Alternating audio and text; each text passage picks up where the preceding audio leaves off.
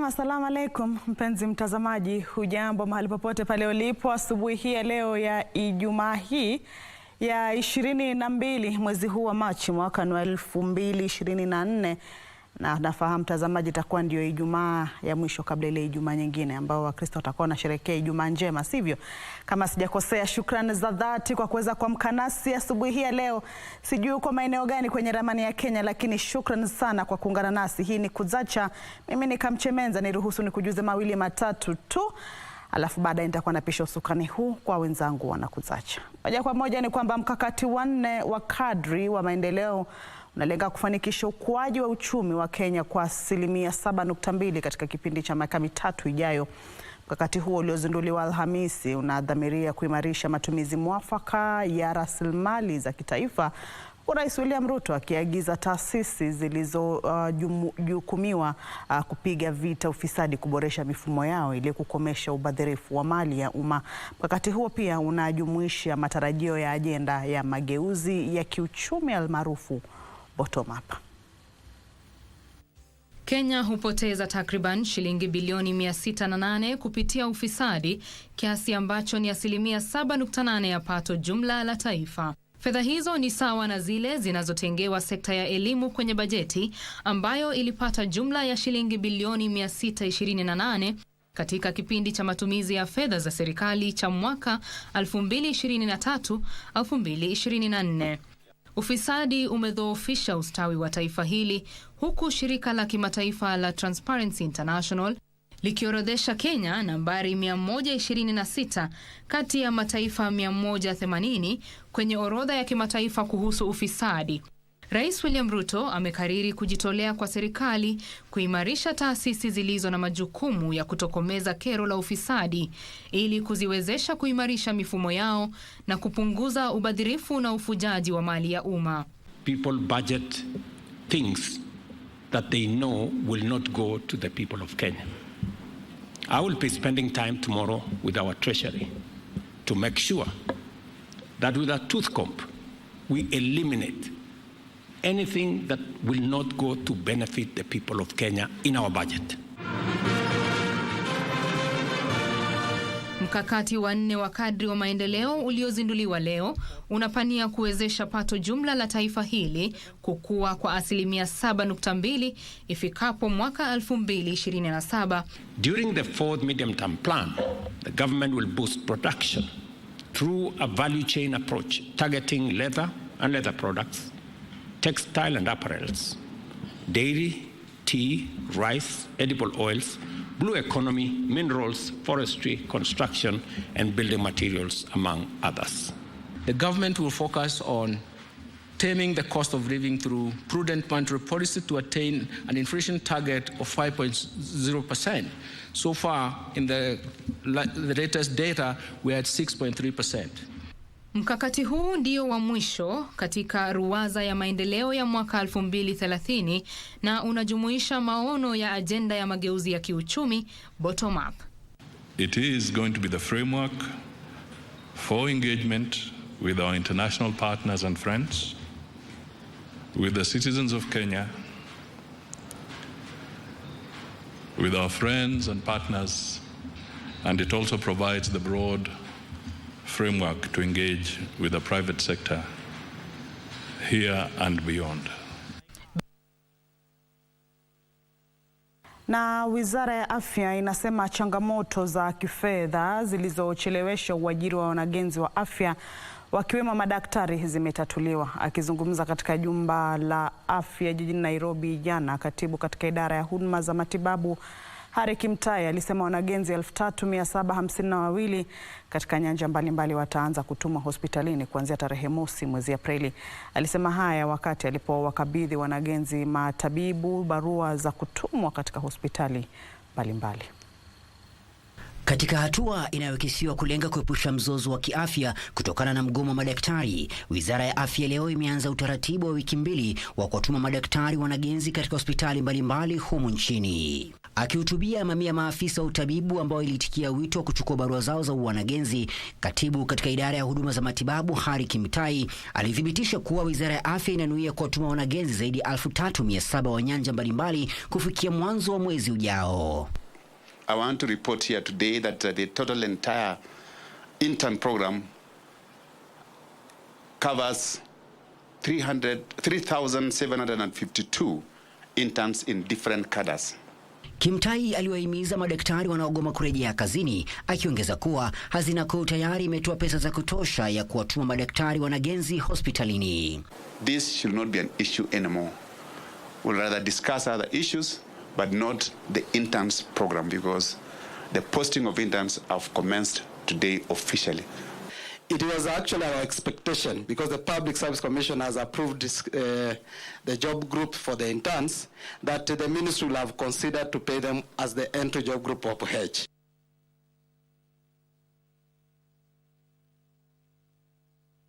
Tusalie kwenye masuala ya afya ambapo serikali sasa inasema pesa zote ambazo hospitali zinadai hazina ya kitaifa ya bima ya matibabu NHIF sharti zilipwe kabla ya hazina hiyo kugeuzwa kuwa hazina mpya ya bima ya afya kwa jamii. Akizungumza kwenye mkutano wa wadau wa sekta ya afya ulioandaliwa na chama cha wenye hospitali za kibinafsi mashinani RUFA, mwenyekiti wa bodi ya halmashauri hazina ya afya ya jamii Dr. Timothy Olwenyi aliwahimiza Wakenya kuunga mkono hazina hiyo mpya, akisema wameziba mianya yote ya ufisadi na kulainisha mpito wa mageuzi. Kupitia chama cha wenye hospitali za kibinafsi mashinani RUFA, wadau wa sekta ya afya walikutana leo kujadili masuala yanayosibu sekta hiyo. Swala kuu ni mageuzi ya hazina ya kitaifa ya bima ya matibabu, yani NHIF, kuwa hazina mpya ya bima ya afya kwa jamii. Na hapa Wizara ya Afya iliondolea mbali dukuduku kuwa Wakenya huenda wakatozwa malipo mapya baada ya hazina ya NHIF kugeuzwa kuwa hazina ya SHIF. Mwenyekiti wa bodi ya halmashauri ya afya ya jamii Daktari Timothy Olwenyi amesema malipo yote yaliyochelewa kuwasilishwa kwa hazina ya NHIF yatalipwa kabla ya tarehe 1 Julai, wakati hazina mpya ya bima ya afya kwa jamii itaanza shughuli zake. I know there have been some certain challenges expressed in certain quarters, especially from providers, regarding delayed payments, but I believe we had a discussion on that and we have made some headway in terms of being able to continue service as we make every effort. Like had been mentioned earlier, this matter is getting the attention of the highest office in the land, so it is something that is going to be addressed. The cry that your association has raised concerning the delays in payment from NHIF, and now that we are transitioning from NHIF to the Social Health Authority, I want to assure you that this matter is receiving the highest attention at the highest level of government. And to reiterate again that no valid claim will go unpaid, however long it takes. Hayo yalijiri huku wadau kwenye sekta ya afya wakihimizwa uwazi na uwajibikaji katika shughuli za hazina ya SHIF. We sincerely hope that if we work together in this journey, the main beneficiary will be the common Kenyans who currently view healthcare as a privilege rather than as a constitutional guaranteed right. Halmashauri hiyo mpya itajukumiwa kusimamia hazina 3 tofauti, zikiwemo hazina ya afya kimsingi, hazina ya bima ya afya kwa jamii na hazina ya kushughulikia magonjwa sugu na dharura. Na dhifa ya kwanza ya kufuturu ya wabunge iliyoandaliwa na spika wa bunge la taifa Moses Wetangula na mwenzake wa bunge la seneti ilifanyika hapo jana jijini Nairobi. Dhifa hiyo ni kwa heshima ya wabunge Waislamu na mabunge yote mawili. Tujiunge na ripota wetu Abdiaziz atusimulie zaidi. Nchi nyingi zimeelea shauku yao kuhusu mtandao wa kijamii wa TikTok wenye makao yake nchini China, huku Marekani ikiwa nchi ya hivi punde kushinikiza kupigwa marufuku kwa mtandao huo. Na mjadala huo haujawasaza wa Kenya. Rufaa ya kuharamisha mtandao wa TikTok tayari imewasilishwa kwa kamati ya bunge la kitaifa kuhusu inayoshughulikia rufaa za umma. Alipofika mbele ya kamati hiyo, waziri wa usalama wa ndani Profesa Kithure Kindiki alidokeza kuwa serikali inatafakari kuzuia maafisa wa serikali kutumia mtandao wa TikTok ili kulinda taarifa muhimu za serikali. Do we allow that platform to be used is a valid question, which right now is active before the National Security Council. We must apply the precautionary principle. Kindiki amesema itakuwa mapema mno kuharamisha mtandao huo licha ya hatari zake kwa usalama wa taifa. Wakati huo huo, kamati ya Seneti kuhusu kawi imemtaka gavana wa kaunti ya Nairobi Johnson Sakaja kufika mbele yake baada ya kutohudhuria kikao cha kamati hiyo kueleza kuhusu mkasa wa mlipuko wa gesi eneo la Embakasi. We've agreed as a committee to summon Sakaja.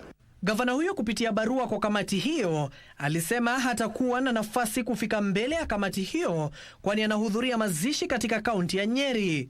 Hata hivyo, mkurugenzi mkuu wa shirika la NEMA Mamo Bimamo alifika mbele ya kamati hiyo ambapo alisema ardhi ya kampuni ya Maxis Nairobi Energy inayomilikiwa na Derek Kimathi ilikusudiwa kuwa eneo la viwanda.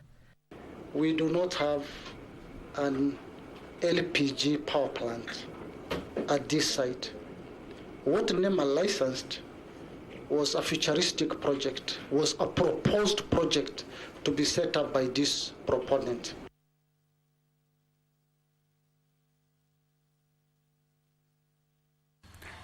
Na mtazamaji, tuiradhi taarifa hiyo ambayo tumekupeperushia ilikuwa tu ni mkusanyiko wa matukio bungeni, lakini baadaye tutakueleza mengi. Tukisonga mbele ni kwamba gharama ya juu ya maisha na unyanyapaa kuhusu matatizo ya akili vimetajwa kuwa sababu ya kuongezeka kwa visa vya kujitoa uhai humu nchini.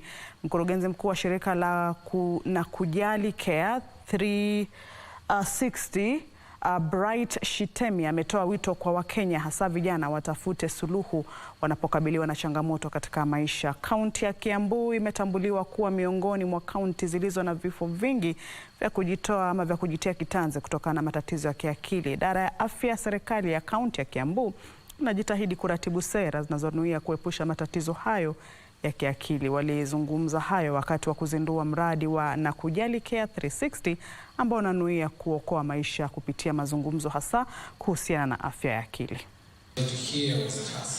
We must prioritize accessible and affordable mental health services, ensuring that no one is left behind and overlooked.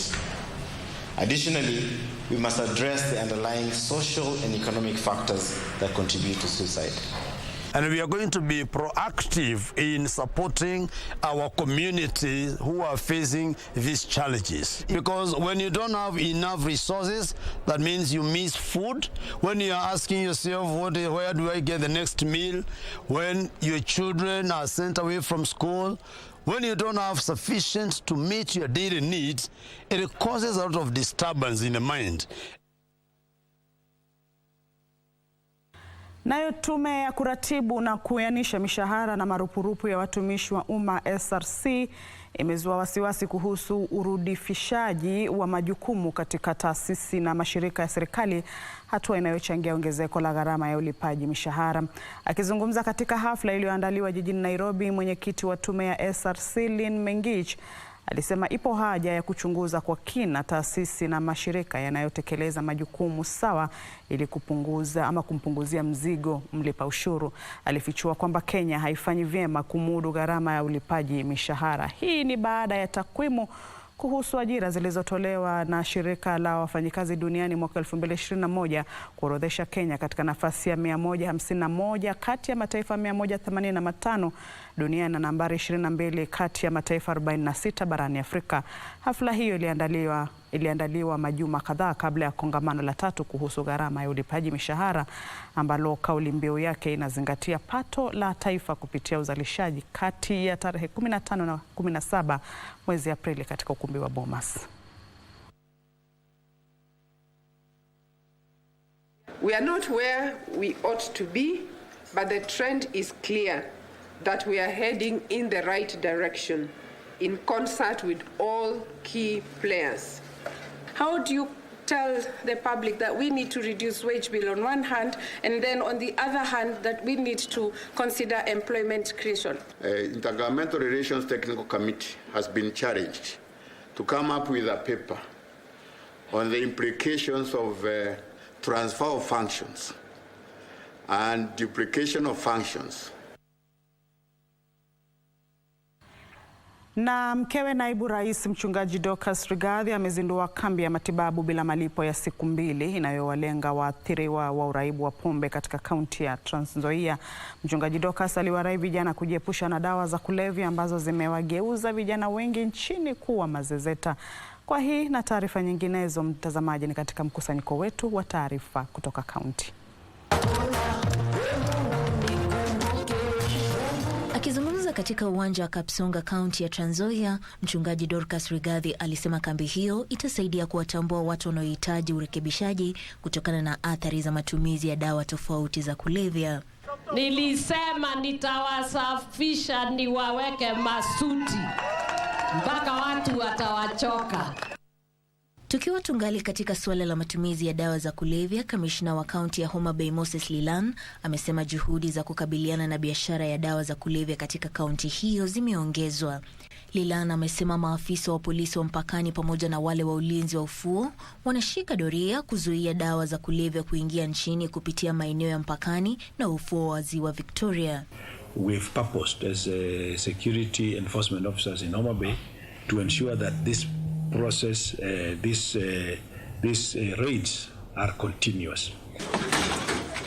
Kuhusu masuala ya afya, wanafamasia 24 bandia wamekamatwa na maduka 30 ya dawa kufungwa kufuatia msako uliofanywa katika kaunti ya Nairobi na maafisa wa bodi ya wanafamasia na sumu. We want to warn the people who are undertaking these illegal premises just to close shop and cease operating the illegal pharmacy.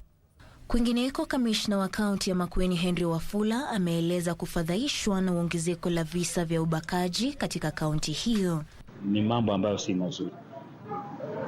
Tungetaka watoto wetu wasichana wapate dhulma za kihisia za kimapenzi ili hali watakana wa shule. Wakati huo huo, wachungaji 300 kutoka jamii 10 walihitimu baada ya kukamilisha kozi kuhusu ufugaji mifugo. Afisa mkuu wa idara ya ufugaji Bishar Elmi amesema mpango huo unawezesha wafugaji kupata mbinu bora za kufuga mifugo ambazo zitawasaidia kujiongezea kipato.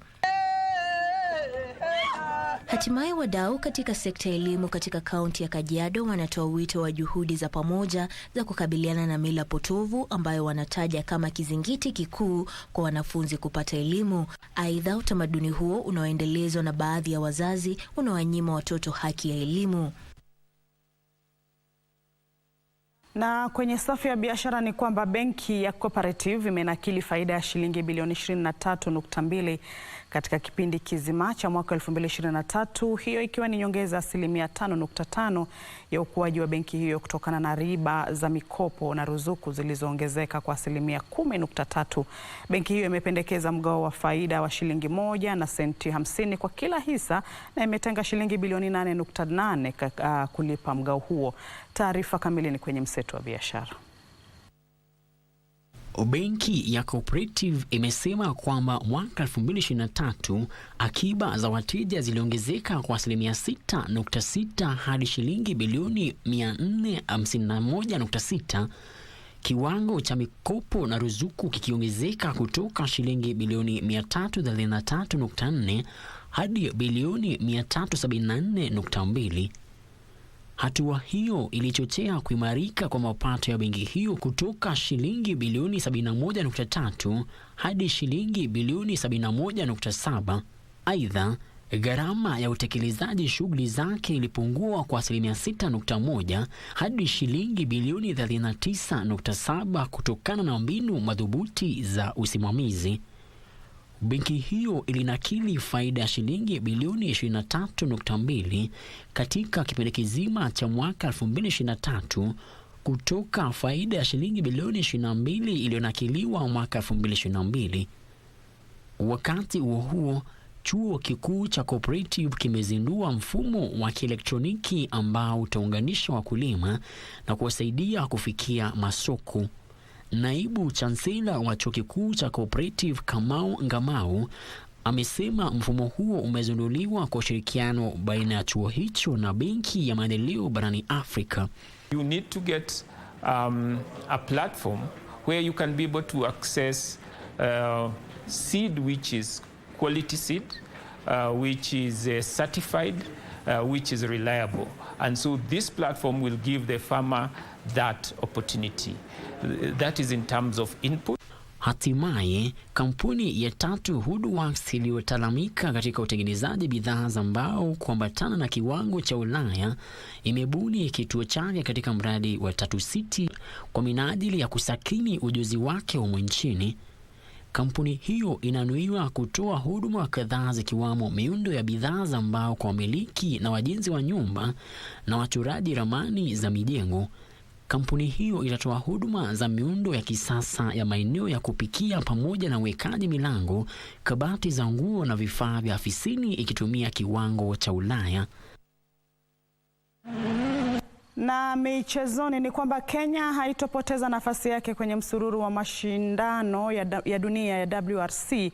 Akizungumza hapo jana katika jumba la KCC ambapo mashindano ya WRC Safari Rally yataanzishwa, waziri wa michezo Babu Namwamba alisema serikali itahakikisha kuwa mkondo wa Kenya utasalia kwenye msururu huo wa WRC. Mashindano hayo ambayo yamevutia madereva 29 kutoka sehemu mbalimbali duniani yataandaliwa baina ya tarehe 28 hadi 31 mwezi huu jijini Naivasha. Mashindano ya Safari Rally Kenya yalirejeshwa kwenye msururu wa WRC mwaka 2021 baada ya kuondolewa mwaka 2002 kwa sababu za kiusalama. Waziri wa michezo wa Babu Namwamba amesema kuwa maandalizi yamekamilika. We are not losing our slot on the WRC calendar again. The Safari Rally will remain on the calendar of the World Rally Championship. We want to assure all the people of Kenya and all our guests from all over the world, in Africa and from other parts of the world, that we are on. And we want to extend a hand of invitation to the whole world. Karibuni magical Kenya, our land of Hakuna Matata. Mashindano hayo yataanzishwa katika jumba la KICC, kisha madereva waelekee katika sehemu ya mashabiki uwanjani Kasarani kabla ya kuelekea huko Naivasha. Sherehe za kufunga zitaandaliwa huko Hell's Gate. Kuanzishwa kwa mashindano hayo nje ya jumba la KICC kutawapa fursa mashabiki wengi kutazama mwanzo wa mashindano yenyewe. Mkondo huo wa Safari Rally Kenya ni watatu kwenye msururu wa WRC baada ya mikondo ya Rally Monte Carlo na Rally Sweden iliyoandaliwa mapema mwaka huu. Na mtazamaji, saa 2 zimekatika ndani ya saa 1 asubuhi ya leo. Naarifa kwamba tuingie madukani kidogo, lakini usende mbali, narudi na taarifa zaidi.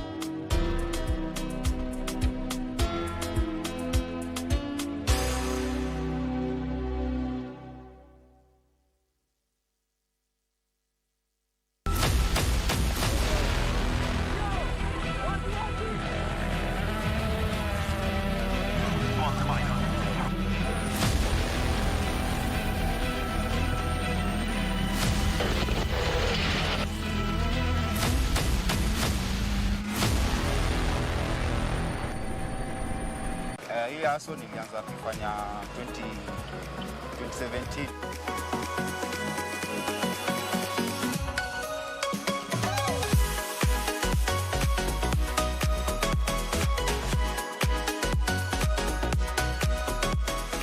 Hii ndio nalipa nao school fees, rent. Mwanzo kama sijaanza kulipa school fees ya watoto wangu nilikuwa nalipia mabrada zangu. Na wewe nikiona nikikufundisha unaweza jua kazi na wiki moja. Chagua jembe utakuwa mkulima. Kweli kabisa.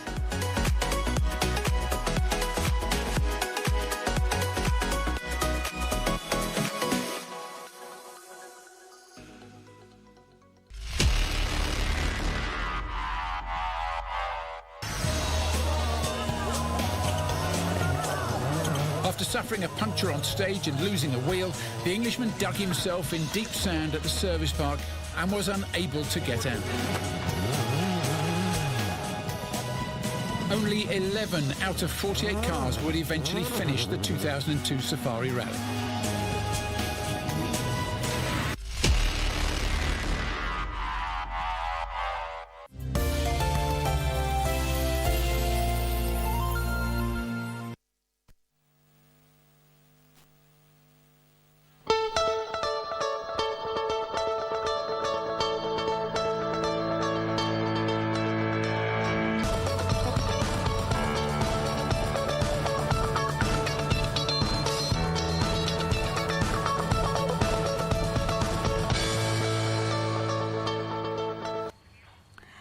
Na mtazamaji, karibu tena. Tuzidi kuangazia taarifa za spoti, ambapo nyota wa mchezo wa tenisi nchini Angela Okutoi amejitosa katika madaftari ya kumbukumbu baada ya kushinda nishani ya dhahabu katika michezo inayoendelea ya bara Afrika jijini Accra, Ghana. Malkia huyo mpya wa mchezo wa tenisi barani Afrika alimlemea Lamis Abdelaziz wa Misri kwa seti 2 kwenye fainali iliyogaragazwa jana alasiri. Bingwa huyo wa mwaka 2022 wa mashindano ya Wimbledon Open kwa wachezaji wawili chipukizi alishinda kwa seti 6-4, 6-2 na kushinda nishani yake ya kwanza kabisa katika mchezo ya bara Afrika na kuongoza idadi ya nishani za dhahabu za Kenya hadi 5 kwenye michezo hiyo. Angela Okutoi amedhihirisha juhudi za kipekee na kuvunja rekodi ya Kenya iliyosubiri kwa miaka 46 kabla ya kushinda nishani ya dhahabu katika mchezo wa tenisi katika michezo inayoendelea ya bara la Afrika jijini Accra huko Ghana. Okutoi alimshinda Lamis Abdelaziz wa Misri na kushinda dhahabu katika michezo ya bara la Afrika. Dhahabu yake inafuatia nishani nyingine zilizoshindwa na Jane Davis Dogzone ambaye alishinda nishani ya dhahabu katika michezo ya bara la Afrika ya mwaka wa 1978 jijini Algiers, Algeria, na Jody Wahungu ambaye alishinda nishani ya shaba katika michezo ya bara ya Afrika ya mwaka wa 1987 jijini Nairobi. Katika fainali ya mbio za mita 400 kwa upande wa wanawake, bingwa wa dunia wa mbio za mita 800 Mary Mora aliibuka mshindi kwa kutumia sekunde 50.57 mbele ya Nigeria Esther Elo Joseph na Sita Sibiri wa Burundi.